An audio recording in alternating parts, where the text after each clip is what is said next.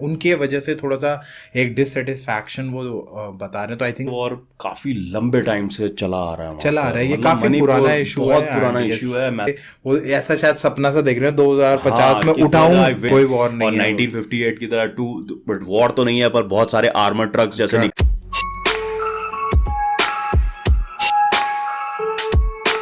तो क्या चाल दगड़ियों, welcome to our YouTube channel we are Jwal brothers. I am Pratyush Jwal and this is Akshit Jwal and you watching hip hop reactor radio.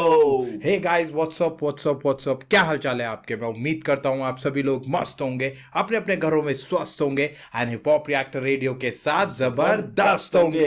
Hey guys, हम वापस आ चुके हैं बिल्कुल फ्रेश एंड बिल्कुल नए रिएक्शन वीडियो के साथ। एंड आज हम गाइस दोबारा से डीएचएच वर्ल्ड में ही हैं एंड नॉर्थ ईस्ट की तरफ से हमने एक और ट्रैक उठाया है। आज हम मणिपुर की तरफ गए हैं एंड मणिपुर से हमने एक नया ट्रैक उठाया है जिसका नाम है इज इंडिया माई होम करके एक ट्रैक बनाया है, जिसको बनाया गया है यल होमी के द्वारा एंड प्रोड्यूस करा है स्कार एंड विजुअल्स हैं बॉर्लिन एंड नावा रिकॉर्ड्स की तरफ से ये बनाया गया है। ये तो जानकारी थी गाइस आर्टिस्ट और उनके गाने के बारे में। अब थोड़ी सी जानकारी भाई आपको देंगे चैनल के बारे में। Let's go. So guys we are back once again on North East. इस बार यल होमी के साथ हम आपके सामने पधारे हैं और Yes. आज हम उनके गाने इज इंडिया माई होम पर रिएक्ट करने वाले हैं। होप आप हमारा रिएक्शन एंजॉय करेंगे गाइस। पर उससे पहले अगर आपने हमारा चैनल सब्सक्राइब नहीं किया गाइस तो हमारा चैनल सब्सक्राइब कीजिए, रिंग द नोटिफिकेशन बेल ताकि आपको हमारी वीडियो की नोटिफिकेशन सबसे पहले मिल सके। और गाइस हम अक्रॉस द प्लेटफॉर्म्स, हम सारे प्लेटफॉर्म्स पर हिप हॉप रिएक्टर रेडियो नाम से उपस्थित हैं, तो जाके हमें वहां भी फॉलो करिए। और अगर आप स्पॉटिफाई पे हमारी पॉडकास्ट सुनते हैं तो जाके हमें वहां भी फॉलो करिए और हमारी पॉडकास्ट सुनिए। लिंक हम डिस्क्रिप्शन में दे देंगे guys, check it out guys. और हमारे सारे सोशल मीडिया जो हैंडल्स है प्लीज़ आके उस पर हमें ज्वाइन करिए। उस पर बहुत डिफरेंट तरह का कंटेंट हम डाल रहे हैं गाइज, तो आपको वो देखने में भी बहुत मज़ा आएगा। तो प्लीज़ जाके, मैं अपनी सारी, हमारे सारे जो इतने व्यूअर्स हैं उनसे हम रिक्वेस्ट कर रहे हैं कि प्लीज़ जाके हमें वहाँ पे भी ज्वाइन करें। इंस्टाग्राम, फेसबुक वगैरह सब में आके हमें ज्वाइन करें। विद द सेम नेम है हम हिप हॉप रिएक्टर रेडियो। तो चलिए गाइज, टाइम वेस्ट करे बिना चलते हैं गाने की तरफ एंड करते हैं react. Let's react Homi yo now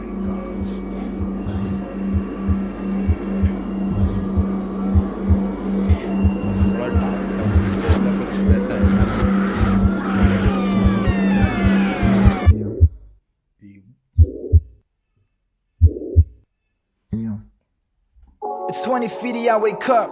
I see no war, too many armor trucks like it's 58. What's the cost? I call Mustafa like what's happening, Brody? Where you at? I'm dumbfounded like I was in a coma. Don't know where I'm at. He seemed surprised and said, "Nah, but you're still breathing. You should be dead from that explosion." I'm like, no kidding. I'm starting to picture this blurry images in my head. Now I'm thinking it's a nemesis that I got my memory back. It was the very last day of this fabricated war. Made the cookie waters, the image programmed to the mind of pawns. Pawns, alright. That's you and me. The truth is cut out from our ears and nice, and that's true. You see, a bright day with a glaze from the blood on the ground. The birds singing makes sense from all the shuddery sounds. Bloody day for the innocents, fighting on the front, but a big fucking win for the August Raiders and the It was Mustafa, almost forgot that I had him on live. He told me they fled to a different country out of the wild, and the family so definitely with them blacks of the nine. See, Mustafa Manava was never this conflicted. Good kid, Mad City, like he was King Kendrick. I was close to the metal like some Smith. Now he told me being I'm in this country, it's a big foul. City of my home. Can my sister भाई मतलब ये थोड़ा सा guys Manipur से है, तो आई think वो थोड़ा सा जो अभी वहाँ पे रिसेंट जो इंसिडेंट्स हुए हैं उनके वजह से थोड़ा सा एक डिससेटिस्फैक्शन वो बता रहे हैं। तो आई थिंक उसके ऊपर उन्होंने वो गाना लिखा है जो Kuki tribe and Meitei tribe के बीच में जो भी। और गाइस ये वॉर काफी लंबे टाइम से चला आ रहा है, ये काफी पुराना इशू है, बहुत पुराना इशू है मैती और कुकी का, और ये चलता आ रहा है। और मेजर देखिए जो इफेक्ट होता है किसी भी जगह कोई प्रॉब्लम होता है तो सबसे पहले जो वहाँ के नेटिव्स हैं यार, वही लोगों को सबसे ज़्यादा वो प्रॉब्लम होता है और काफ़ी टाइम से उस चीज़ का सॉल्यूशन भी नहीं निकल पा रहा है। तो इस वजह से शायद वो थ्रू रैप वो बताना चाह रहे हैं, इसीलिए वो आई थिंक पहले तो हमें समझ में नहीं आया, पर जब हमने उसके लिरिक्स सुने तब हमें समझ में आया कि ये बेसिकली किस बारे में कह रहे हैं। कि मैं अचानक से वो ऐसा शायद सपना सा देख रहे हैं 2050 में उठाऊं, I wake up, I see no war, too many armored trucks like it's 58. What's the cause? I call Mustafa like what's happening, Brody? Where you at? I'm dumbfounded like I was in a coma, don't know where I'm at.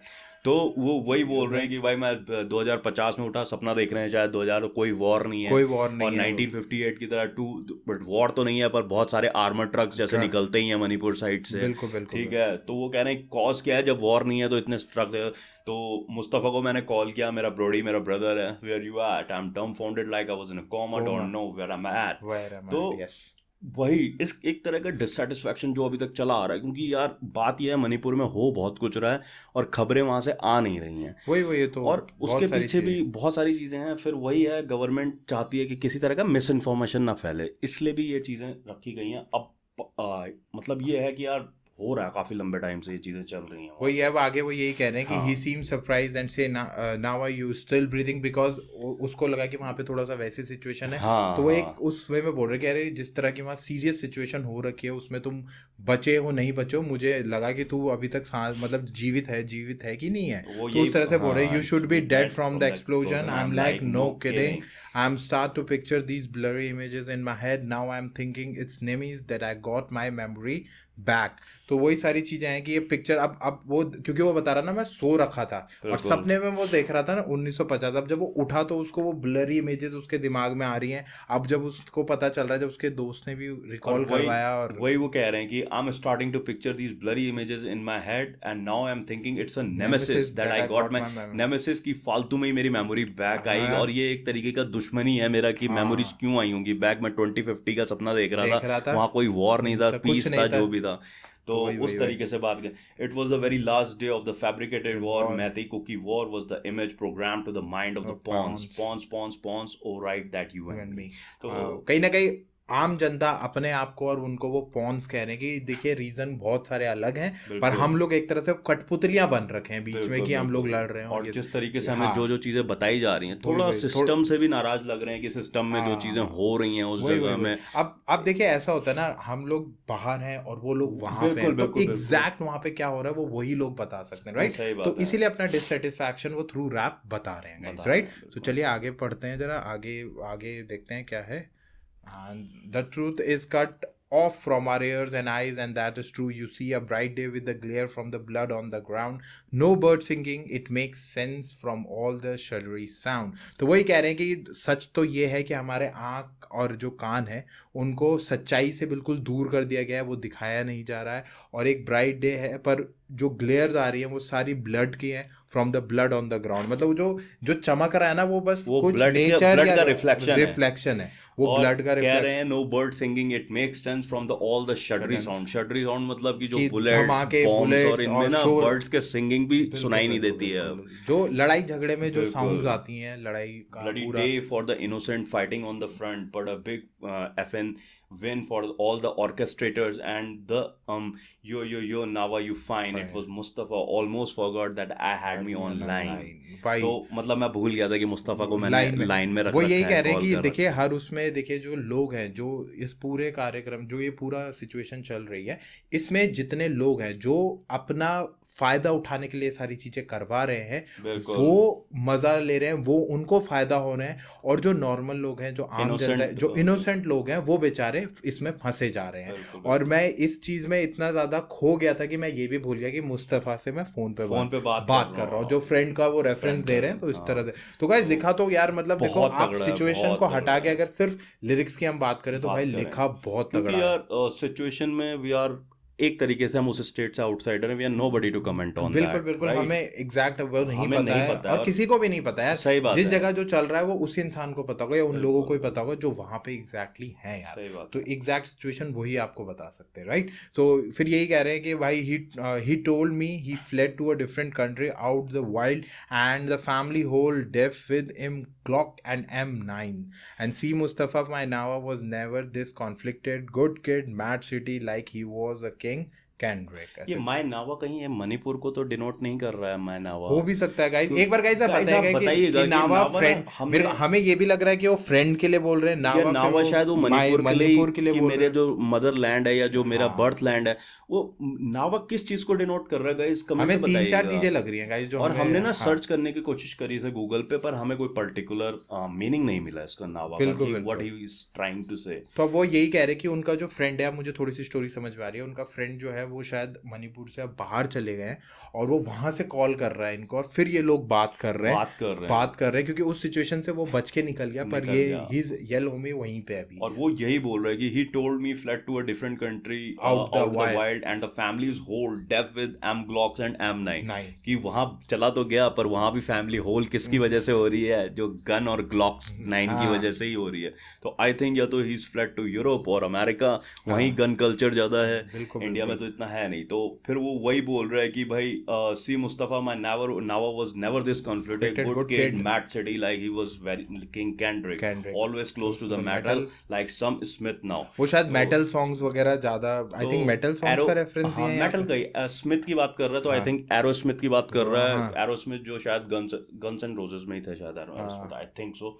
तो उनको उन्होंने short reference दिया है यहाँ पर। फिर वो कह रहा है कि भाई मुस्तफ़ा ने मुझे बताया कि ही told me being Muslim in this country is a big fall. तो इधर ही इज इन यूरोप और इज इन अमेरिका, वहां पर इस्लामोफोबिया बहुत ज्यादा है। ऐसी जगह पे जहाँ पे मुस्लिम्स के लिए थोड़ा सा दिक्कत है, तो इस वजह से वो शायद ये फिर वो कह रहे हैं is India my home.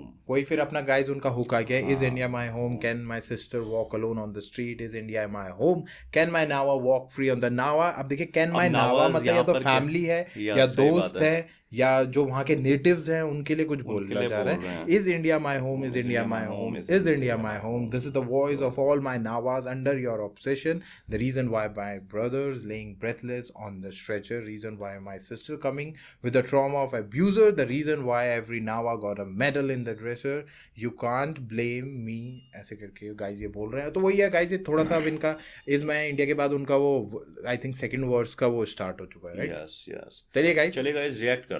Walk alone on the streets, India my home. Can my neighbors walk free on the streets, India my home. It's India my home. It's India my home. This the voice of former novice under your oppression. The reason why my brother's laying breathless on the stretcher. Reason why my sister's coping with the trauma of abusers. Reason why every never got a medal on the dress. See, you can't blame me now. Did I make this baby now? She we been looted off our rights while we was busy saving up. How never supposed to pay your taxes with a fucking job? Still we do, scraping every penny like this fucking cop. Did I forget to mention? We bribe our way to employment. That's like paying a prostitute just to fuck us up. Then butter up so then to get a check. Every month, beg the system up until the chain election shut you up. I'm talking to the people in power, y'all very foul. Educated Indians know what the fuck I'm talking about. First we get discriminated on how we look, now they got us killing our own. In every crook, institutionalized minds programmed with them hard lies. The drug dealers going wild as soon as they break ties. Cookie made it going back and forth like a tug of war, while his opportunists benefiting from our battle scars. God damn it, it's reason the politicians straight cut and follow their master like a bitch and they love it. Do they care for the people? I doubt it. They just want a pocket take like their brain in the group is here. Stake it and lock it. Systemic oppression been a part of our lives. It was go back Simon, now it's coming to light. Overthrow the masses and learn all the teachings. But how you gonna fight to us what you done put up the fight for? It's the rights for us. How we Indians and treat us like foreigners. Deprive the young and with jobs and provide hearing. How you let a hand with extenders extend to the foolish and cut off the one with a pen. Man, this system is stupid. एकदम से खत्म हो जाता है गाना, right? बहुत बहुत deep लिखा हुआ है गाइस, और एक तो बहुत ट्रू सिचुएशन है, और जो वो मतलब जो वो और वहाँ के लोग झेल रहे हैं उसका वो पूरा दर्द बयान कर रहे हैं। बता ही रहे हैं कि यार सिस्टम इतना ज़्यादा करप्ट हो चुका है कि पहले तो वो ब्राइब लेते हैं हमें जॉब करने के लिए, फिर बटर अप की मंथली सैलरी चेक आ जाता है हमें बटर अप करने के लिए, फिर हम उसी से टैक्स भर रहे हैं। इट्स लाइक कि हम जो ये पुलिस वाले हैं उनको ब्राइबरी दे रहे हैं और फिर वो हमारी सुरक्षा कर रहे हैं। तो इस तरह की ना वो बातें कह रहे हैं यार, मतलब। और मणिपुर का उन्होंने ना एक इंसिडेंट नहीं उठाया यहाँ पर, जो सिस्टम अंदर तक सड़ चुका है ना भाई वहाँ का, उसमें उसकी बात कर रहे हैं। और वो फिर ये भी बात कह रहे हैं कि कहीं ना कहीं पहले तो हमारे लुक्स पे हमें वो करा ही जाता था, और अब ये प्रॉब्लम और वो और इस पे तो भाई हम एटलीस्ट, क्योंकि हमने ये चीज़ दिल्ली कई जगह पे देखी हुई है, तो इस पे हम थोड़ा कमेंट कर सकते हैं कि इग्नोरेंस और हम जब नॉर्थ एजुकेशन ईस्ट ना पे होने की वजह से। हमने नॉर्थ ईस्ट साइफर भी शूट करे तब भी हाँ, हमने इस पे काफ़ी लंबी कहा बात करी थी करी गाइस, थी। और हमने बोला भी था कि ये मैटर बिल्कुल नहीं करता है, जितने भी लोग इंडिया में रह रहे हैं they all are Indian, doesn't matter with the looks, religion, tribe, जो भी है, पर एवरीवन इज इंडियन, तो इसमें कोई वो नहीं होना वो चाहिए। यही और बोल रहे हैं कि यहाँ ये पर यही जैसे चीज़ कि हाँ, इंडिया में हमें ही फॉरेनर माना जाता फॉरनर है, माना हमारे जाता है लुक्स की वजह से looks की हमें वजह से। हमारे ये गाइस साथ वो देखिए किया जाता है, हर डिस्क्रिमिनेट। उसमें ना कुछ लोग होते हैं, लोग कुछ होते हैं, होते हैं सही जिनके बात है। दिमाग ज़्यादा ही खराब होता है और ये। वहां पर वो बोल भी रहा है कि हाँ। Educated Indians know what we are talking about. Yes, यहाँ पर yes. उन्होंने ना, सबसे अच्छी बात मुझे ये लगा, उन्होंने जनरलाइज नहीं किया पूरे नहीं इंडिया करा, को। उन्होंने पर्टिकुलर बोला कि कुछ लोग हैं जो कुछ ये वो लोग हैं हैं, जो ऐसा और जो एजुकेटेड लोग हैं वो इस बात को समझ रहे समझ हैं कि समझ क्या रहे है, हैं, राइट। समझ तो रहे चलिए गाइस आगे का थोड़ा सा हम और एक्सप्लेन करते हैं इसको, थोड़ा सा और जाते हैं कि हाँ, तो इसमें ये कह ही रहे हैं कि reason why my sister coping with the trauma of abusers, क्योंकि जो वहाँ पे सिचुएशन हुई, हुई अब्यूज थी, हुए ये थोड़े, वो सारी चीजें अभी हुई है, रिसेंटली हुआ भी वो था अभी था, जिसमें लेडी गर्ल्स, को हाँ, गर्ल्स को थोड़ा सा थोड़ा प्रॉब्लम है सा, वहाँ पे, हाँ, और प्रॉब्लम इन द सेंस कि बहुत ज्यादा वो हो रहा है हो वो, है रहा है ना, तो वहाँ पर। अब्यूजर्स ऐसा बोला उन्होंने। And the reason why every nava got a medal in the dresser, you can't blame me ना, I think got a medal in the dresser, I think वो थोड़ा गन सा की बात गन्स कर और रहे हैं, उनकी बात कर रहे हैं, रखनी अपनी सेल्फ डिफेंस सेफ्टी के लिए। And you can't blame me ना, did I make this baby ना, shit we been looted of our right while we busying saving up, right. तो हमारे राइट्स को एक तरह से लूटा जा रहा है जब हम अपने आप को ही बचाने के लिए की कोशिश कर रहे हैं, और हमारे राइट्स को वो करा जा रहा है। बिल्कुल, तो उस बारे में वो बोल रहे हैं, how now are suppose to pay your taxes with no f job, जब जॉब्स ही नहीं है, कुछ नहीं है, ऐसी सिचुएशन है, तो जो हम गवर्नमेंट को टैक्स पे करते हैं वो करे तो करे कहाँ से। नवाज यार मुझे लग रहा है ना लोकल सिटीजन्स को ही बोल रहे हैं। आई थिंक जिस तरीके से अभी तक मतलब सेंटेंसेस चल रहे हैं, वो हमें ऐसा लोकल लग जितने रहा है। वहाँ के लोकल नेटिव्स हैं, लोग हैं, नवाज ही बोल रहे हैं। बिल्कुल बिल्कुल। तो बोल रहे हैं still we do scrapping our every penny like this FN cops. Did I forget to mention we bribe our way to employment? That's like a prostitute just to F us up. Then butter us soon as you get the check every month. तो यही बात जो आपने starting में explain कर दी थी कि guys वो एक तरह से हमसे ही लेके हमें ही दे रहा है, फिर हम ही टैक्स पे कर रहे हैं, वही सही बात है। वो पूरा एक सिस्टम बना हुआ है ना, पूरा लूप बना दिखा रहे हैं वो पूरा, भाई जॉब तक के लिए हम पे कर रहे हैं और उसके बाद जो जॉब मिल रही है उससे भी हम टैक्स पे कर रहे हैं। It's like bribing ourself. वही तो वही बात कह रहे हैं, I am talking to the people in power, या all very foul educated Indians no what the fuck I'm talking about। तो वही यही कह रहे हैं। ये लाइन ना बहुत इंपॉर्टेंट लाइन है ये। वो लिटरली गुस्से में है बंदा, पर फिर भी ना वो अपने पूरे सही माइंड से ये चीज कह रहे हैं कि एजुकेटेड इंडियंस, मतलब जितने भी पढ़े लिखे लोग हैं वो जानते हैं मैं क्या बात कर रहा हूँ। गाइस इस लाइन को बिल्कुल एम्फेसाइज कर रहे हैं। और ये मानते हैं यार, देखो हम कई मैटर्स पे नहीं बोल सकते ना, पर ये चीज पे हम बोल सकते हैं क्योंकि ये चीज होती है। First we get discriminated on how we look, now they are got us killing on in every crook. तो वो यही बोल रहे हैं कि भाई हम अपने लुक्स की वजह से डिस्क्रिमिनेट होते हैं, और वो जो है यार वो यही कह रहे हैं कि पहले तो ये थी प्रॉब्लम, पर अब ये और बड़ी प्रॉब्लम हमारे ऊपर आ चुकी है। और इसके साथ फिर like dug drillers going wild as soon as they break ties, Kuki Meitei going back and forth like a tug of, जैसे एक टग ऑफ वो रस्सी खींचने वाली जो वो गेम होता है, वैसा वॉर चल रहा है। कभी कोई अपनी तरफ खींच रहा है, कभी कोई अपनी तरफ खींच रहा है, और नुकसान दोनों का हो रहा है, और उनकी सोसाइटी का हो रहा है। बेनिफिट किसे मिल रहा है? बेनिफिट जो ये इस चीज पे फायदा उठा रहे हैं, जिन्होंने ये सब क्रिएट करा, ये पॉलिटिक्स करी, राइट। तो वही सारी बातें guys, and these regional politics, वो यही कह रहे हैं, रीजनल पॉलिटिशियंस, वहां के local politicians, straight puppet, follow these master like a beach and they love it, do they care for the people? I doubt it, they just want the pocket thick like the brain and the groupies। तो यही वो politicians को ही कह रहे हैं, और properly वहां के लोकल उनको ही कह रहे हैं कि गाइस यही है जो पपेट की तरह लोग को यूज कर रहे हैं, अपना एंजॉय कर रहे हैं, लोग अपनी प्रॉब्लम्स में फंसे जा रहे हैं, और बहुत ज्यादा प्रॉब्लम क्रिएट हो रही है। They just want the pocket thick like the brain and the groupies, yeah stack lock it, मतलब जमा करो और अंदर करते जाओ। Systemic operation being a part of our life, it was go back Simon, now it's coming to line boy. बहुत फाड़ है यार, क्योंकि गो बैक साइमन वो इंडिया ने जब उस समय आजादी के टाइम पे जब वो जलियांवाला बाग पे गो बैक साइमन के ही नारे लगा रहे थे वो, उसके बाद उन्होंने फायर कर दिया था वहां पर। तो यार इसी तरह की सिचुएशन है वहाँ पे जो चल रही है, बताना चाह रहे हैं। बिल्कुल।